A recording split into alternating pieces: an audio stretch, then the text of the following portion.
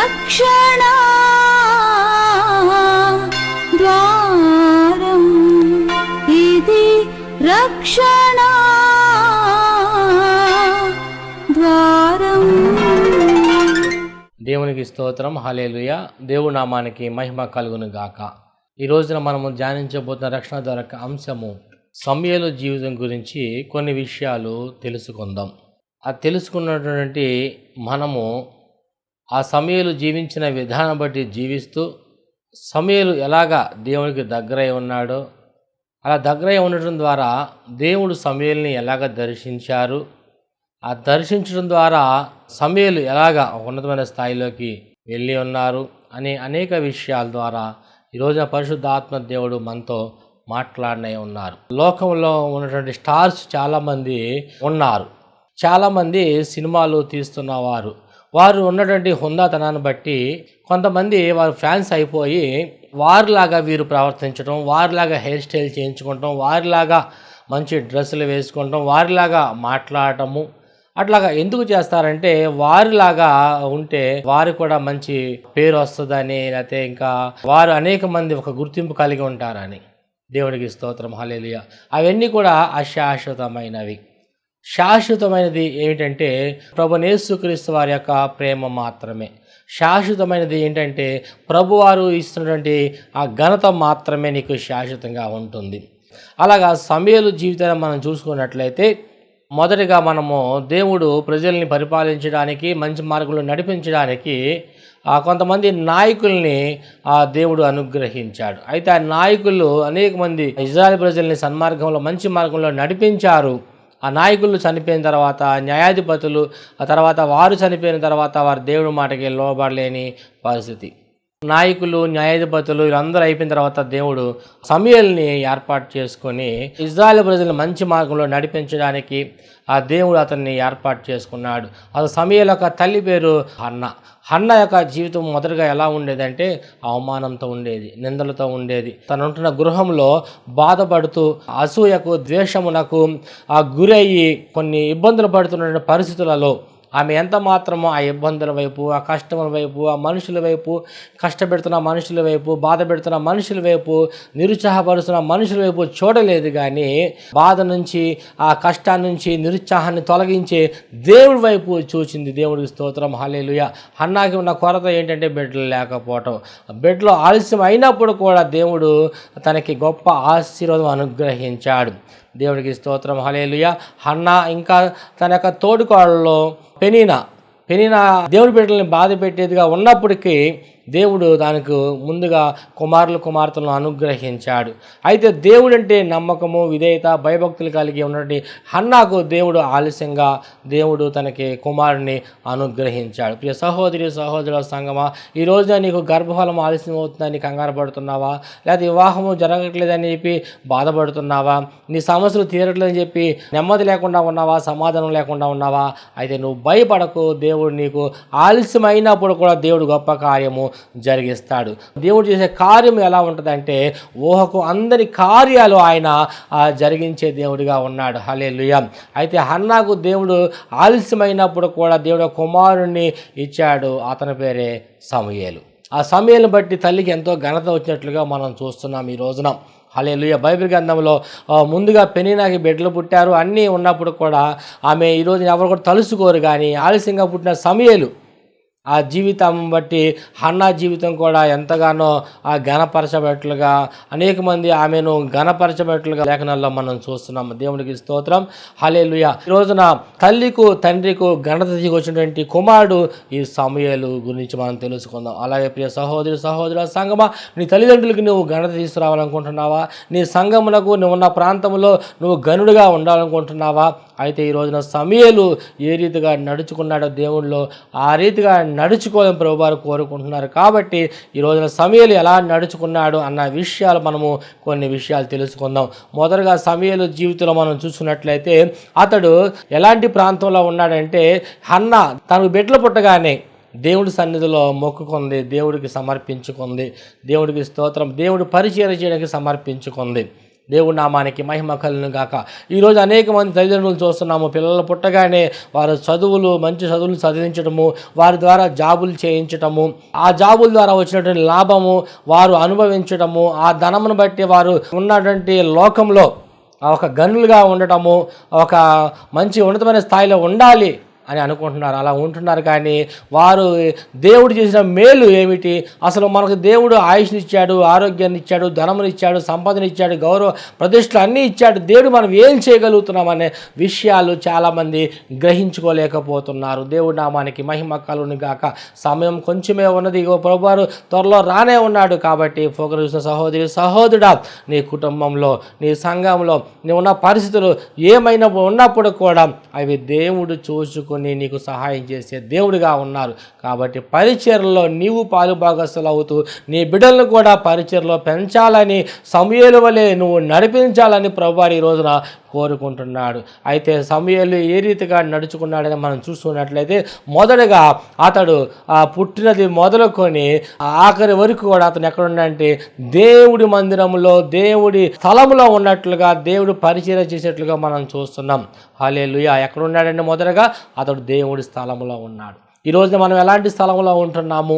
కీర్తన గ్రంథం 1వ అధ్యాయం మనం ధ్యానించినట్లయితే, దుష్టులు ఆలోచించప్పుడు నడవక, పాపుల మార్గం నిలవక, అపహాసులు కూర్చున్న చోటున కూర్చుండక, దివారాత్మను ధర్మశాస్త్రము ధ్యానించిన వాడు ధన్యుడు. అతడు నీటి కాలం ఎవరిన నాటబడినదే ఆకువాడిక తన కాలం ముందు ఫలమిచ్చే చెట్టు వలె ఉంటాడంట. అంటే అనేకులకి ఫలమిచ్చేవాడిగా, అనేకులు దీవెనికరంగా, అనేకులు ఆశీర్కరంగా ఎలా ఉంటాడంటే, ధర్మశాస్త్రము అనగా దేవుడు వాక్యము బోధిస్తున్న ప్రాంతంలో అతను ఉన్నట్లయితే దీవించబడతాడు. హల్లెలూయా. ఏదో కాలక్షేపానికి, ఏదో సమయము నువ్వు గడపడానికి స్నేహితుల మధ్యలో ఆ సమయము వృధా చేస్తున్నారు చాలామంది ఈ రోజుల్లో.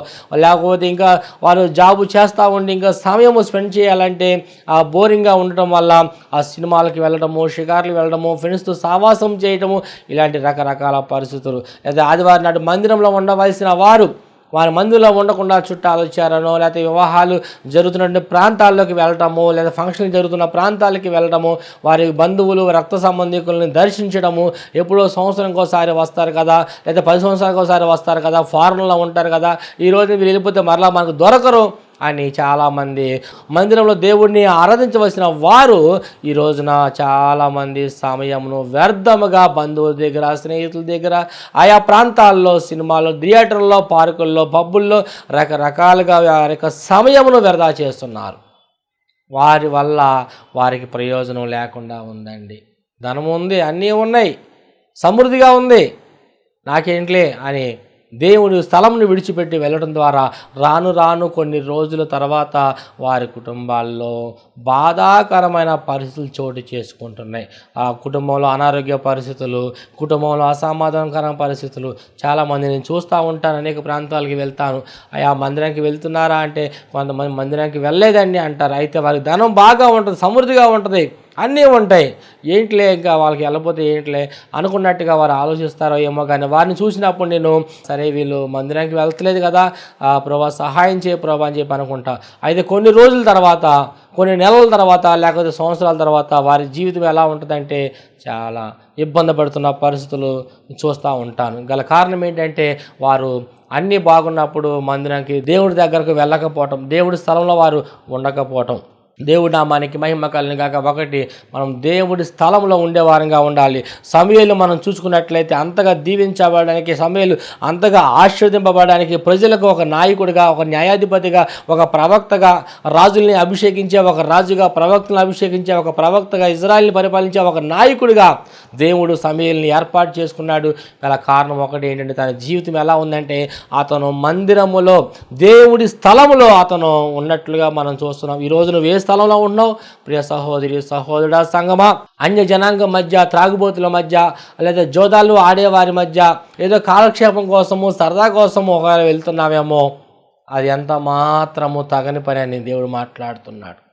నువ్వు ఫలించాలంటే, నువ్వు దీవించబడే, ఆశీర్వదింపడాలంటే అనేక మందికి ఫలం ఇచ్చేవారిగా ఉండాలంటే ఒకటి ధర్మశాస్త్రము ధ్యానించచ్చు సమూయేలు వలె దేవుడి మందిరంలో ఉండాలని దేవుడు కోరుకుంటున్నాడు. మొదటి సమూయేలు 3:3 మనం చూసినట్లయితే దీపము ఆరిపోక మునుపు సమూయేలు దేవుని మందసమున యెహోవా మందిరములో పండుకొని ఉండగా, దేవుడికి స్తోత్రం హల్లెలూయా. ఒకటి దేవుడి మందిరంలో అతను పనుకున్నాడు, దేవుడి సన్నిధిలో అతను నిద్రిస్తున్నాడు, దేవుడి సన్నిధిలో అతను విశ్రాంతి తీసుకుంటున్నాడు, దేవుడి సన్నిధిలో అతను నెమ్మది కలిగి ఉన్నాడు, దేవుడి సన్నిధిలో అతను సమాధానం కలిగి ఉన్నాడు.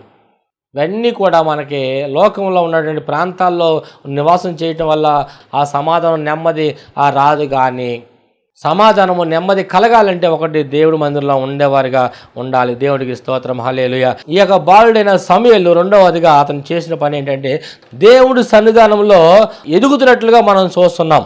మొదటి సమూయేలు 2:26 బాలుడగు సమూయేలు ఇంకనూ ఎదుగుచు యెహోవా దయందును మనుషుల దయందును వర్ధిల్లుచుండెను. రెండవదిగా అతను ఎదుగుచున్నాడంట దేవుడి సన్నిధిలో. ఎవరు ఎదుట? మనుషుల ఎదుట, దేవుని ఎదుట కూడా. కొంతమంది మనుషుల ఎదుట ఆ దయ పొందుకోవాలని చూస్తారు. వారి దయ పొందుకుంటే మనకి ఏదో ఒక లాభం పొందుకుంటామని. కానీ దేవుని దయ కూడా మనం పొందుకునే వారిగా ఉండాలి.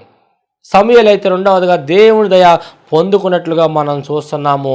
అతడు దేవుళ్ళో ఎదిగినట్లుగా మనం చూస్తున్నాం. ప్రియ సహోదరి సహోదరుల సంగమాన్ని ఆత్మీయ జీవితంలో ఎదగాలంటే కొన్ని మెట్లు మనం ఈరోజు చూసుకుందాం. ఒకటి, సంఘంలో మనము ప్రతి కార్యక్రమములకు హాజరయ్యే వారిగా ఉండాలి, ప్రతి ప్రార్థనకు మనం హాజరయ్యే వారిగా ఉండాలి. దేవుడి కంటే ఎక్కువగా మనము ధనమును ఆశించినట్లయితే, ధనము కోసము పరిగెత్తినట్లయితే మన ఇబ్బందులు కొని తెచ్చుకోవాల్సి వస్తుంది. ఒకటి, ఈ సమూయేలు దేవుడి సన్నిధిలోని క్రమముగా ఆయన సన్నిధిలో పరిచర్య చేస్తూ ఉన్నాడు. దేవుడి నామానికి మహిమ కలుగును గాక. హెబ్రీయులకు రాసిన పత్రిక 10:24 మనం చూసినట్లయితే ప్రతిరోజు కూడా దేవుని సన్నిధిలో క్రమముగా మనం కూడుకునే వారంగా ఉండాలి. దేవుడికి స్తోత్రం. ఈ రోజున సంఘంలో స్తుతి ఆరాధన పెడుతున్నప్పుడు కొంతమంది మనుషులు ఆ పేరుకైతే చెప్పుకుంటున్నారు, కొన్ని సంఘాలు బలారాధనకు మాకు 200 మంది ఉంటారండి, 150 మంది ఉంటారండి అని. ఆదివారం నాడు చూస్తే 20 మంది కనబడుతున్నారు. బుధవారం ప్రార్థనలో చూసుకున్నట్లయితే 5 మంది కనబడుతున్నారు. శనివారం ప్రార్థనకు అయితే పాస్టర్ గారు కూడా ఒకసారి కనబడతలేదు. ఇవన్నీ కూడా అనేక మంది పేరు కోసము, ఆ గొప్ప కోసము సంఖ్య చెప్పుకుంటున్నారు. కానీ ఆ గిద్యోను యుద్ధంలో విజయం సాధించడానికి 32,000 మందిని ఏర్పాటు చేసుకున్నాడు. 300 మందితో విజయం సాధించాడు. ఈరోజు సంఘమా, ఈ రోజు నువ్వు ఎంతమంది ఉన్నావని దేవుడు చూడడు. కానీ నీ సంఘంలో ఉన్న ఒక వ్యక్తి అయినా నమ్మకంగా, యథార్థంగా, భయభక్తులు కలిగి, విశ్వాసం కలిగి మనము వారిని ఉండేలాగా మనం నడిపించే వారిగా ఉండాలి. అలాగే నీ కుటుంబంలో కూడా నీ బిడ్డలు, నీ భర్త, నీ కుటుంబం అంతా కూడా కానుకలు ఇష్టం కాదు, కానీ దేవుడు ఎందుకు భయభక్తులు కలిగి దేవునిలో ఉండేవారిగా, హాజరయ్యేవారిగా ఉండాలి. రెండవదిగా ఆత్మానుసారంగా నడుచుకునే వారిగా ఉండాలి. ఆత్మానుసారంగా ఉండే ఎలా ఉంటారంటే జడత్వం విడిచిపెడతారు, అపవిత్ర వారికి అంటకుండా వారి యొక్క హృదయాన్ని, వారి ప్రార్థనా జీవితాన్ని, వారి వాక్య జీవితాన్ని వారు కాపాడుకుంటారు. మూడవదిగా కామకత్వము లేకుండా వారు నిలబడగలుగుతారు. తర్వాత విగ్రహారాధన, అవిచారము, అపవిత్రత, కలహములు, మత్సరములు, క్రోధములు, కక్షలు, భేదములు, విమతలు, అసూయ, మత్తతులు, అల్లరితో కూడిన ఆటపాటలు, ఇవన్నీ కూడా శరీరానుసారమైన కార్యాలు. ఆత్మానుసారంగా అంటే మనము ఆత్మఫలములు ఏమనగా 22 మనం చూసినట్లయితే ప్రేమ, ఎదురువారిని ప్రేమించే వారిగా, నీ శత్రువులు సైతం కూడా ప్రేమించే వారిగా ఉండాలి. నీ బంధువులు, రక్త సంబంధికులు, నీ స్నేహితులు, నీ ఇరుగు పొరుగు వారు. రెండవదిగా సంతోషము కలిగి, ఏమున్నా ఏము లేకపోయినా ఏబు వలె సంతోషంగా మనము దేవుని సన్నిధిలో ప్రతి దినము కూడా ఆయన చేసిన కార్యాలను బట్టి సంతోషించే వారిగా ఉండాలి. మూడవదిగా అందరితో మనము సమాధానం కలిగి ఉండే వారిగా ఉండాలి. నాలుగవదిగా మనం చూసినట్లయితే దీర్ఘశాంతము, దయాళత్వము, మంచితనము, విశ్వాసము, సాత్వికము, ఆశా నిగ్రహము మనము కలిగి ఉండేవారిగా ఉండాలని ప్రభువారు కోరుకుంటున్నారు. రెండవదిగా నువ్వు ఎదగాలంటే ఒక ఉన్నతమైన స్థాయిలో సమూయేలు వలె దేవుడు మెచ్చే విధంగా, దేవుడికి నచ్చే విధంగా, దేవుడు సాక్ష్యం చెప్పే విధంగా ఉండాలంటే ఈ యొక్క శరీర కార్యాన్ని విడిచిపెట్టి ఆత్మానుసారంగా అంటే ప్రేమ కలిగి, సంతోషం కలిగి, సమాధానం కలిగి, దీర్ఘశాంతం కలిగి, ఆశా నిగ్రహం కలిగి నువ్వు ఉండేవారిగా ఉండాలి. దేవుడికి స్తోత్రం హల్లెలూయా. మూడవదిగా మనం చూసినట్లయితే ధారాళంగా దేవుడికి మనం ఇచ్చేవారిగా ఉండాలి. కొంతమంది దేవుడికి ఎందుకు ఇవ్వాలండి, దేవుడికి ఇస్తేనే దేవుడు మనల్ని ప్రేమిస్తాడా, దేవుడు ఇస్తేనే మనకు సహాయం చేస్తాడా? దేవుడే చెప్పాడు 2 కొరింథీయుల పత్రిక 9:5-7 మనం చూస్తున్నాం. సమస్తమైన వాటిల్లో నుంచి కూడా దేవుడికి 10వ వంతు మనం తీసుకుని వచ్చేవారిగా ఉండాలి. నీ ఇంట్లో వాడుతున్న వస్తువులు ఏమైతే ఉన్నాయో, ఉప్పు, కారం, బియ్యం, ఇవన్నీ కూడా నీ తోటలో ఉన్నటువంటి ఆ కూరగాయల పంటను బట్టి అన్నిట్లు కూడా మనము దేవునికి మనము ధారాళంగా ఇచ్చేవారంగా ఉండాలి. చాలామంది ఈ రోజున ఇవ్వకపోవటం వల్ల ఆత్మీయంగానే ఉంటున్నారు, మంచితనంగా ఉంటున్నారు, అన్నీ మంచి స్వభావం కలిగి ఉంటున్నారు. ఇంకా ఏంటిలే, ఇవ్వకపోతే ఏమైందిలేని వారు ధనాన్ని వారు దాచుకోవడం ద్వారా, దేవుడి యొక్క దశమ భాగం వారు దొంగిలించడం ద్వారా కొన్ని మేళ్ళు వారు అనుభవించలేకపోతున్నారు. 4వదిగా మనం చూసుకున్నట్లయితే నూతనమైన జీవితము, పాత స్వభావాన్ని విడిచిపెట్టే వారిగా ఉండాలి. పాత స్వభావంగా శరీర కార్యం స్పష్టమైనవి ఏమనగా చెప్పాము కదా, అసూయను విడిచిపెట్టే వారిగా ఉండాలి, కక్షలను విడిచిపెట్టే వారిగా, కోపము, ఈ రోజున ఈర్ష, మనిషి అంటే ఈర్ష పడటం, ఎదురువారు బాగుపడుతుంటే చూడలేకపోవటం, మనిషి యొక్క కోపాన్ని మనం తీసివేసుకునే వారిగా ఉండాలి. ఈరోజు ఎక్కడ చూసుకున్న కోపం అనే దురాత్మ మనిషిలో ఏలుబడి చేస్తూ ఉంది.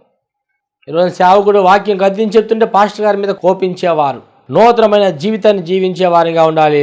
ప్రతి వారము కూడా మనం ప్రభు యొక్క బల్లారాధనలో పాల్వంపులు పొందేవారిగా ఉండాలి.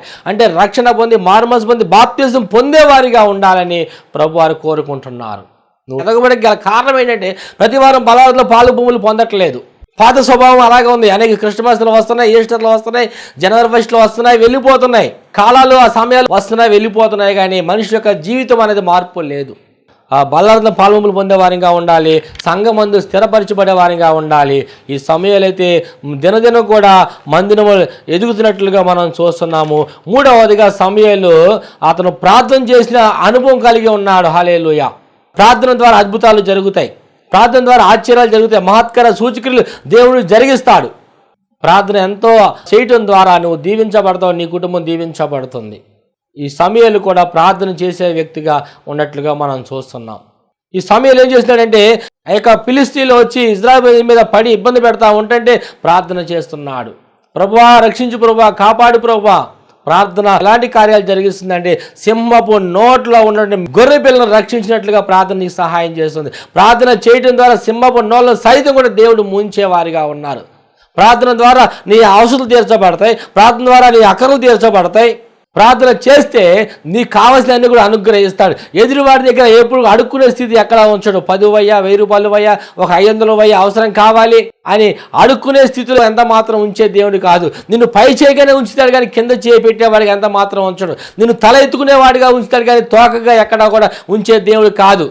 ఈరోజు చాలా మంది మనం చూసినట్లయితే దేవుణ్ణి అడగవలసిన, దేవుడిలో పొందుకోవాల్సిన వారు ఈరోజు మనుషుల దగ్గరకు వెళ్ళి ధనం కోసం వెళ్ళి వారు చెప్పిన పనులల్లా చేస్తూ వారితోనే తిరుగుతూ దేవుడి పరిచయను పక్కన పెట్టేసి ఈరోజు చాలామంది కష్టాలు తెచ్చుకుంటున్నారు. దేవుడు నామని అవమానకరంగా జీవిస్తున్నట్లుగా మనం చూస్తున్నాం. ఈ సమయాలు అయితే 3వదిగా ప్రార్థన చేసే అనుభవం కలిగి ఉన్నట్లుగా మనం చూస్తున్నాం. 4వదిగా చూసినట్లయితే సమయాలు దేవుడి స్వరము వినే వ్యక్తిగా చూస్తున్నాము. హల్లెలూయా. ఈరోజు ఎవరి స్వరం వింటున్నావు? మనుషుల స్వరము వినాలనుకుంటున్నావా? వ్యర్థమే. ప్రియ సహోదరి, సహోదరుడా, సంగమా, దేవుడి స్వరము వినడం ద్వారా నీకు మేలు. ఎందుకంటే నీ జీవితంలో నువ్వు ప్రార్థన చేసినప్పుడు రాబోయే రోజుల్లో నీ జీవితం ఎలా ఉండబోతుంది అని బయలుపరిచేది దేవుడు నీకు. ఉదాహరణకు మనము ఆది కాండంలోనే సొదొమ గొమొర్రా ప్రాంతాన్ని నాశనం చేయడానికి వెళ్తున్న ముందు అబ్రహాంతో మాట్లాడతాడు. ఆ దేశాన్ని నాశనం చేయడానికి వెళ్తున్నాను అంటున్నాడు. జరగబోయే విషయాలు దేవుడు నీకు బయలుపరుస్తాడు. నీ జీవితంలో ఏమి జరగాలనుకుంటున్నావో అది దేవుడు నీకు జరిగిస్తారు. నీ జీవితంలో దేవుడు ఏం చేయాలనుకుంటున్నాడో అది నువ్వు గ్రహిస్తావు. దేవుడి చిత్తం ఏంటి నీ పట్ల, దేవుడి ప్రణాళిక ఏమిటి నీ పట్ల, దేవుడు ఎలాంటి ఉద్దేశాలు కలిగి ఉన్నాడు అని నువ్వు మనుషుల దగ్గరికి వెళ్ళి, జ్యోతిషుల దగ్గరికి వెళ్ళి, సో చెప్పించుకునే వాళ్ళ దగ్గరికి వెళ్ళి, జాతకాలు చెప్పించుకునే వారి దగ్గరికి వెళ్ళి, చిలక జోషం చెప్పించుకునే వారి దగ్గరికి వెళ్ళి నీ ధనమంతా వ్యర్థం చేసుకుని సమయంతా వ్యర్థం చేసుకుంటమే కానీ నీకు ఎంత మాత్రం ప్రయోజనం ఉండదు. అదే కానీ దేవుని సన్నిధిలో ఉన్నట్లయితే దేవుడు నీతో మాట్లాడి నీ సమస్యకు ఆయన పరిష్కరిస్తాడు. హల్లెలూయా. నువ్వు విశ్వాసం కలిగి ఉన్నట్లయితే దేవుడు నీ పట్ల చేసిన వాగ్దానములు ఏమైతే ఉన్నాయో, నిన్ను ఆశీర్వదించిన విధానం ఏమైతే ఉందో, దేవుడు నీ ద్వారా ఏం మాట్లాడి ఉన్నాడో ఆ మాట మీద విశ్వాసం ఉంచి అది ఎన్ని సంవత్సరాలైనా నువ్వు నిలబడినట్లయితే దేవుడు నీ జీవిత కార్యము జరిగిస్తాడు. ఒకటి, నీ దేవుడి స్వరం నీకు వినబడాలంటే విశ్వాసము కలిగి ఉండాలి. 2వదిగా సమాధానమును వెతికేవారిగా ఉండాలి. దగ్గర స్నేహితుడితోనే నువ్వు సమాధానం కలిగి ఉండట్లేదు, నీ ఇరుగు పొరుగు వారితోనే సమాధానం ఉండట్లేదు, నీ తోడికోడలతో నువ్వు సమాధానం కలిగి ఉండలేకపోతున్నావు, నీ అన్నదమ్ములతో సమాధానం కలిగి ఉండలేకపోతున్నావు, దగ్గర వారితోనే నువ్వు సమాధానం కలిగి ఉండలేకపోతున్నావు అంటే దూరానున్న నాతో నువ్వు ఎలా సమాధానం కలిగి ఉంటావు? దూరానున్న నువ్వు నాతో ప్రేమ కలిగి ఎలాగా మాట్లాడగలుగుతావు అని దేవుడే మాట్లాడుతున్నాడు. నీ దగ్గర వారిని ప్రేమించినప్పుడు నీ దూరానున్న నువ్వు నన్ను ఎలా ప్రేమించగలవు? రెండవదిగా దేవుడి స్వరం నీకు వినబడాలంటే ప్రియ సహోదరి సహోదరుల సంగమా, ఒకటి ఆయన సన్నిధిలో సమాధానం వెతికేవారిగా ఉండాలి. లేదండి మమ్మల్ని కొట్టారండి, మమ్మల్ని తిట్టారండి, మమ్మల్ని బాధ పెట్టారండి, మా ఆస్తులు అన్నీ అక్రమంగా లాక్కున్నారండి, ప్రతిరోజు మమ్మల్ని ఇబ్బంది పెట్టే పరిస్థితులు చేస్తున్నారండి, అయినప్పుడు కూడా హన్న సమాధానం కలిగి తన తోటికోళ్లతో తన భర్త గారితో జీవించింది.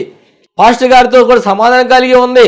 వాళ్ళ ముగ్గురు ఇబ్బంది పెట్టినప్పుడు కూడా సమాధానం కలిగి ఉంది. కాబట్టి ఒక ఉన్నతమైనటువంటి స్థాయిలోకి దేవుడు తన కుమారుని తీసుకువెళ్ళిపోయాడు. హల్లెలూయా.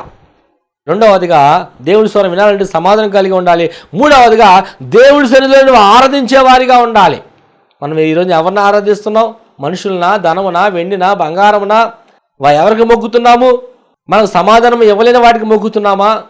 సమాధానం ఇవ్వలేని ఒకే వారిని చూసి ఒకవేళ నీవు కూడా సమాధానం ఇచ్చే దేవుడిని విడిచిపెట్టి ఒకవేళ సమాధానము కోసము సహాయము చేయని వారిని మొక్కినట్లయితే నీకు ఎలాంటి ఉపయోగం ఏమాత్రం కూడా ఉండదు.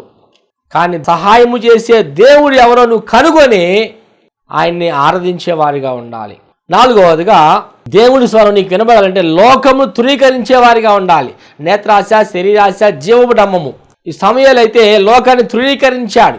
ఏలి కుమారులు అయితే పాపం చేస్తున్నారు, ఆ లోకంలో వారు ఉన్నారు, ఇశ్రాయేలు ప్రజలు లోకంలో ఉన్నారు. అయినప్పుడు కూడా ఈ సమయాలు అయితే బాలుడిగా ఉన్నప్పటి నుంచి అతను లోకాన్ని తృణీకరించాడు, లోకాన్ని పక్కన పెట్టాడు.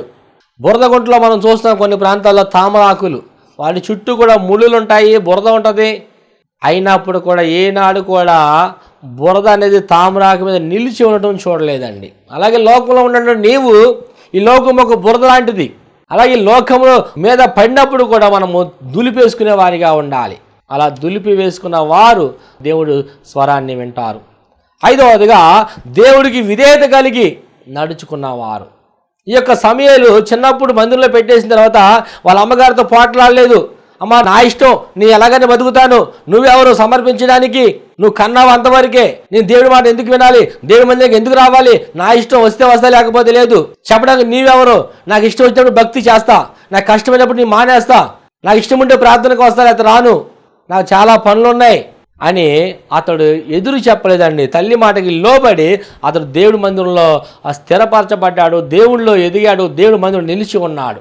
దేవుడికి విధేయత కలిగి అతను జీవించాడు. అలాగే ఈరోజు చాలామంది కూడా కొన్ని కుటుంబాల్లో అయ్యా దేవుడు సేవ చేయాలి, నువ్వు పుట్టినప్పుడు దేవుడు సమర్పించుకున్నావు, నువ్వు సేవ చేస్తావని అని చెప్పినప్పుడు నన్నెవరు నువ్వు సమర్పించుకుంటానికి, నా జీవితం నా ఇష్టం, నా బతుకు నా ఇష్టం, నాకు అనిపించినప్పుడు నేను సేవ చేస్తా, నా మనసుకు అనిపించినప్పుడే బాప్తిసం పొందుతా, నా మనసుకు అనిపించినప్పుడే నేను మందిరానికి వస్తా అనుకున్నవారు చాలామంది లేకపోలేదు. అలా నా ముందు అన్నవారు చాలామంది లేకపోలేదు. తర్వాత నేను అన్నాను వారితో, నువ్వు అనుకున్నప్పుడు మందిరానికి రావాలనుకుంటే అది వేరే విధానంగా ఉంటుందని అన్నాను కొంతమంది. అట్లాగే ఈరోజు చాలామంది కూడా మంచిగా ఉన్నప్పుడు ఎవరు రాలేదు, కానీ కష్టాలు కొందించుకున్నప్పుడు మందిరానికి వస్తున్నారు. ఇప్పుడు అంటున్నారు పాస్టర్ గారు అప్పుడు చెప్పినప్పుడు మీరు మందిరానికి వస్తే బాగుపడేవాళ్ళము, ఈరోజు చాలా ఇబ్బంది పడుతున్నాము, మందిరానికి వస్తున్నామని అంటున్నారు. దేవుడు చెప్పేది ఎందుకంటే రాబోయే ఉగ్రతను తప్పించుకోవాలని దేవుడు నీకు చెప్తున్నాడు. ఈ రోజున మంచిగా ఉన్నావు పర్వాలేదు, రాబోయే ఉగ్రత నీకు తెలియదు, రాబోయే రోజుల్లో ఏం జరుగుతుందో నీకు తెలియదు. కాబట్టి అది తెలిసినటువంటి వ్యక్తి చెప్తున్నాడు, నువ్వు వినలేకుండా ఉన్నావు. అయితే దేవుడి స్వరము నీకు వినబడాలంటే దేవుడికి విధేయత కలిగి ఉండాలి. ఐదవదిగా దేవుడికి స్నేహితుడిగా ఉండాలి, దేవుడితో సావాసం చేసేవాడిగా ఉండాలి, దేవుడి మధ్యలో నిలిచి ఉండేవారిగా ఉండాలి, దేవుడిని కనిపెట్టుకునే వారిగా ఉండాలి. ఈ లోక స్నేహము దేవుడికి వైరము. మహిమైషుని కలిగిన వాడు ప్రభువైన యేసుక్రీస్తు వారు, ధన సమృద్ధి కలిగిన వారు ప్రభువైన యేసుక్రీస్తు వారు, సకల సమృద్ధి ఆశీర్వాదము దీర్ఘ ఆయుష్ను ఇచ్చేది ప్రభువైన యేసుక్రీస్తు వారు, పరమ వైద్యుడు ప్రభువైన యేసుక్రీస్తు వారు. ఆయన స్నేహితుడిగా నువ్వు ఉన్నట్లయితే ఆయన నీతో మాట్లాడతాడు. నీ జీవితం ఎలా ఉండబోతుందో, నువ్వు ఎలా నడుచుకోవాలో, నువ్వు ఏమి చెయ్యాలో దేవుడు నీకు అన్నీ కూడా బయలుపరుస్తాడు. ఆయన స్వరంతో నీకు మాట్లాడతాడు. ఆ రోజుగా దేవుని సన్నిధిలో నమ్మకంగా ఉండాలి. ఈ సమయంలో దేవుని సన్నిధిలో నమ్మకంగా ఉన్నాడంట. మందిరంలో సాపలు వేస్తూ, కిటికీలు తీస్తూ, ఆ మందిరం ఊడుస్తూ యాజకునికి అన్ని విషయాల సమయంలో నమ్మకస్తుడిగా ఉన్నాడు. దేవుడికి నమ్మకస్తుడిగా ఉన్నాడు. దేవుడి నామానికి మహిమ కలుగును గాక. హల్లెలూయా. అయితే మూడవదిగా సమూయేలు దేవుడు స్వరం వినే వ్యక్తిగా ఉన్నాడు. నాలుగవదిగా మనం చూసినట్లయితే దేవుడు పని చేయడానికి, దేవుడు పరిచర్య చేయడానికి అతను నిశ్చయించుకున్నాడు. దేవుడికి స్తోత్రం, హల్లెలూయా. అయితే పరిచర్య చేసేవారికి ఎలాంటి అర్హత కలిగి ఉండాలి? ఒకటి, మాన్యులై ఉండాలి. అంటే ఎదురు వ్యక్తితో నువ్వు గౌరవించబడాలి. ఈడేముందిలేరా, ఇక్కడ మన దగ్గర మాట చెప్తాడు, పక్క ఇళ్ళకి ఒక మాట చెప్తాడు, ధనం ఉన్నప్పుడు ఒక రకంగా మాట్లాడతాడు, ధనం లేనప్పుడు ఒక రకంగా మాట్లాడతాడు అని అగౌరవంగా నీ గురించి మాట్లాడేవారిగా ఉండకుండా నిన్ను గౌరవించేవారు అనేక మంది ఉండేవారిగా ఉన్నప్పుడు నువ్వు పరిచర్యకు అర్హుడుగా పిలువబడతావు. తిమోథెయుసు పత్రిక 3:8-11 అవన్నీ కూడా కనబడతాయి.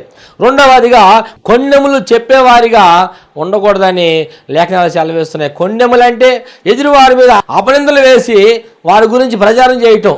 వాళ్ళ అమ్మ ఇట్లాగంట, వాళ్ళ నాయన ఇట్లాగంట, వాళ్ళ చెల్లి ఇట్లాగంట, వాళ్ళ బావగారు ఇలాగంట, వాళ్ళంటే అప్పులు పాలైపోయాడంట, అది ఇదని లేనిపోని ఉన్నాయి ఒకటికి రెండు మనము చెప్పి అపనిందలు వేయటము, వారిని బాధ పెట్టి వారిగా ఉండకూడదు. మూడవదిగా మితానుభవం కలిగి నీ యొక్క కోరికలు ఏమైతే ఉన్నాయో ఆ కోరికలు అదుపు చేసుకునేవాడిగా ఉండాలి. తగు మాత్రం వస్త్రాలంకరణ, దేవుడికి నమ్మకంగా భయభక్తులు కలిగి ఉండేవారిగా ఉండాలి. నాలుగవదిగా అన్ని విషయాల్లో నమ్మకంగా మనం దేవునిలో ఉండేవారిగా ఉండాలి. ఐదవదిగా ద్విమనస్కులుగా ఉండకుండా, రెండు మనసులు, కాసేపేమో ఇది చేద్దామో చెప్తారు, తర్వాత మరొక గంట అరగంట అయిపోగానే మనసు మారిపోద్ది ఇంకా ఏదో చేయాలని. ఈ రోజున వారి మనసు ప్రకారము ఇది చేద్దామండి, పరిచర్య చేద్దామండి, లేదా మందిని కడదామండి, ఇగో నీ పరిచర్య ధనమిస్తానండి అంటారు. తర్వాత మరలా వారి యొక్క మనసు మారిపోయి వాళ్ళు లేవులండి రేపు చేద్దాములండి అని వాళ్ళు ఒకటి చెప్పి ఇంకోటి చేయటం చాలా భయంకర పరిస్థితులు. ద్విమనస్కులా ఉండకుండా ఉండాలి. నాలుగవదిగా మనము దేవుడి సన్నిధిలో మొదట పరీక్షింపబడాలి. మందిరంలో పరిచయం చేయడానికి అర్హుడు కాదా, ఏదో నమ్మకంగా ఉంటాడా ఉండడా, ఒక సెల్ గ్రూప్ అప్పచెప్పినప్పుడు ఈ యొక్క స్త్రీ లేదా సహోదరుడు నమ్మకంగా ఉంటారా ఉండరా అని మనము వారిని పరీక్ష ఉంచేవారిగా ఉండాలి. ఈ యొక్క సమూయేలు అయితే అన్ని విషయాల్లో నమ్మకంగా ఉన్నాడు, భయభక్తులు కలిగి ఉన్నాడు. ఐదవది చూసినట్టయితే దేవుడు పని చేయడానికి సమూయేలు నిశ్చయించుకున్నాడు. దేవుడు వర్క్ తప్ప వేరే పని చేయకుండా అతను దేవుడి సన్నిధిలోనే ఆయన పని చేస్తూ దేవుడికి నమ్మకంగా ఉన్నాడు. కాబట్టి ఆ 5 లక్షణాలు సమూయేలు కలిగి ఉన్నాడు. కాబట్టి తన జీవితంలో మనం చూస్తున్నాము అనేక మంది ఇజ్రాయేలు ప్రజలు సమూయేలుని బాధ పెట్టినప్పుడు కూడా, కష్టపెట్టినప్పుడు కూడా, నష్టపెట్టినప్పుడు కూడా, ఇబ్బంది పెట్టినప్పుడు కూడా దేవుడు సమూయేలు పక్షా నుండి సమూయేలుకి న్యాయం కలగజేశాడు, అద్భుతంగా తన పట్ల జరిగించాడు. అనేక మంది ఇజ్రాయేలు ప్రజల్ని ఒక త్రోవలో నడిపించడానికి సమూయేలుకి దేవుడు తోడుగా ఉన్నాడు. ఈరోజు సమూయేలు యొక్క జీవితం మనం చూసుకున్నట్లయితే ఎంతో అద్భుతము. మొదటగా రాజుల్ని, దావీదుని సమూయేలు అభిషేకించాడు, సౌలుని సమూయేలు అభిషేకించాడు.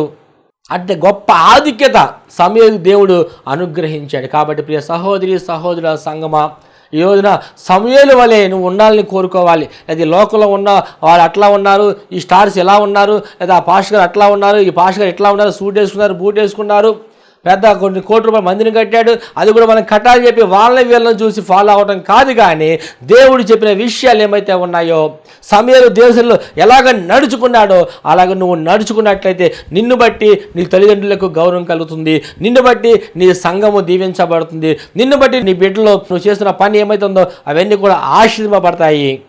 అటు సమూయేలుకు అనుగ్రహించిన జీవితము ప్రభువారు మీకు, మీ బిడ్డలకు, మీ కుటుంబాలకు ప్రభువారు అనుగ్రహించునుగాక. ఆమేన్. ప్రార్థన చేసుకుందామండి. పరిశుద్ధుడా యేసయ్యా నీకు వందనాలు తండ్రి. ఈరోజు సమూయేలు జీవితం గురించి మీరు మాతో మాట్లాడారు. అయా సమూయేలు దేవుడి మందిలో నివాసం చేశాడని ప్రభా, అలాగే సమూయేలు ప్రభా అయా తండ్రి దేవుడి యొక్క పరిచర్య చేస్తూ అయా నమ్మకంగా ఉన్నాడని అయా తండ్రి ఇంకా అనేక విషయాలు మీరు మాట్లాడారు. సమూయేలు దేవుడి స్వరము విన్నాడు, అయా విని ఏ రీతిగా జీవించాలో, ఏ రీతిగా ఉండాలో అనేక విషయాలు మీరు మాట్లాడిన విధానం బట్టి వందనాలు. చెప్పబడిన మాటలు ప్రతి హృదయంలో నాటబడి నీరు గట్టి ఫలించులాగా సహాయం చేయమని యేసుక్రీస్తు శక్తి కలిగిన పునరుద్ధారణ నామములో ఈ ప్రార్థన అడిగి వేడుకొని పొందుకున్నామని నమ్ముచున్నాము తండ్రి. ఆమెన్. అందరికీ వందనాలు. ప్రభువు మిమ్మల్ని దీవించును గాక. ఆమెన్.